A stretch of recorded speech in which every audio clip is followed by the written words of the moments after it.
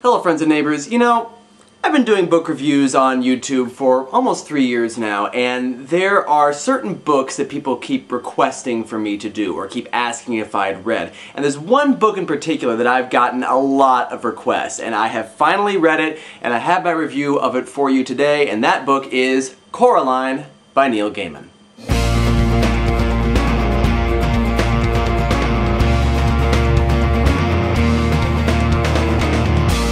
Now, first of all, I should say that I have not read nearly as much Neil Gaiman as I probably should have. In fact, Coraline is only the second Neil Gaiman novel that I've read. But a lot of people have asked me to read this book, and it is a pretty decently hyped up novel, but I'm gonna be perfectly honest, I was kind of underwhelmed. And it may just be that my expectations for this book were too high, because as a children's book, it's actually pretty good. My experience with Neil Gaiman is, as I said, limited, but the little bit that I've read of him, I really, really love his writing. He's another one of these sort of whimsical authors that uses a lot of caricature-type description, kind of along the same lines as Roald Dahl or Lewis Carroll. And his descriptions and his quips and all that sort of thing, they're really, really fun to read. And the concept behind this novel is actually pretty original and creative. It's about a little girl named Coraline who essentially finds another world, kind of in the same way that Dorothy finds Oz or that Alice finds Wonderland. The difference is that this world is almost entirely parallel to her own. Like, almost everything is exactly the same, except my perception is it's made of paper. The difference between the world that Coraline lives in and the world that she discovers is that the world she discovers is pretty much perfect for her. At least, that's what she thinks at first. She gets to eat whatever she wants to eat, she gets to play with fun toys, she gets to do whatever she wants to do, and she has people around her who love her and appreciate her and don't get her name wrong. Her parents in the other world in particular are perfectly willing to spend time with her anytime she wants them to spend time with her. But it becomes clear throughout the novel that all of this world is strictly from the imagination of one particular being, and this particular being wants to keep Coraline for herself. Now, the story is very well constructed, very well put together. I especially like the duality between the two worlds. You've got the imperfect real world and the perfect paper world, and there's one aspect of the story in particular that shows us this duality. Coraline, of course, has to fight her way out of the paper world, and the way that she goes about this actually reads a lot like a video game. By that I mean, all the answers are laid out. The solution is a very simple one to understand. It's like going through a video game where everything that you need is laid out in some part of the game. You find it, you go on to the next part of the game, etc. You even have this deus ex machina with the stone and the hole in it that she just happens to come across, and also a little bit with the cat. But then she does everything that she needs to do, she fights her way out of the paper world, she allegedly accomplishes her task, but the story's not done yet.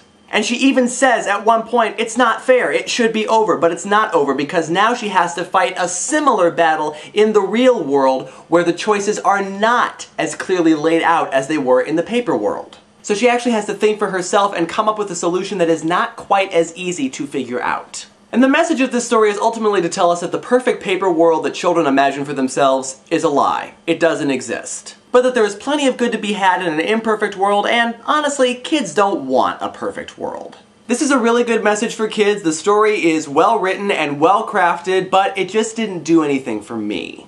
And I think the reason why comes down to two complaints, a minor complaint and a major complaint. The minor complaint is that this story is actually paced pretty quickly, and so for me anyway, the spooky atmosphere that a lot of kids feel when reading this didn't really get a chance to build up. And so for a lot of people, my sister included, this was a pretty scary story, but I didn't really feel frightened by it. But that might simply be because I read it fairly quickly, and so for a kid who's reading a slightly slower pace, the atmosphere might have a little bit more time to build up. However, the major complaint that I have, and the thing that keeps me from giving this book a top rating, is that the main character of Coraline simply is not interesting.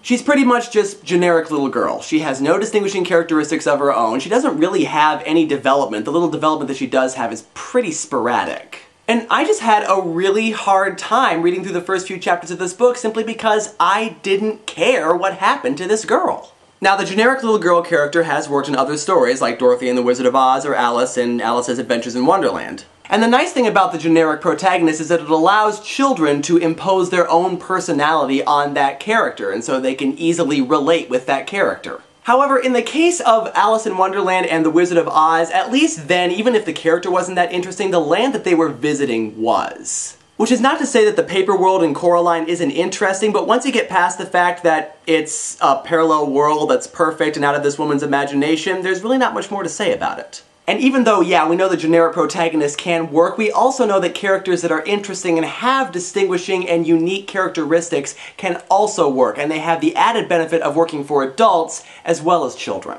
Which, as most of you know, is one of the main reasons why I don't like The Wizard of Oz, and it's why I don't like Coraline maybe as much as I would have had the character been fleshed out a little bit more. All that being said, though, I do think that this is a pretty good book, especially for kids. It's got spooky atmosphere, it's challenging, and it's got a really good message. On the worth meter, I would give this a worth owning used. I think if nothing else, it's worth having it in your children's library, but you might want to find it at a used bookstore instead.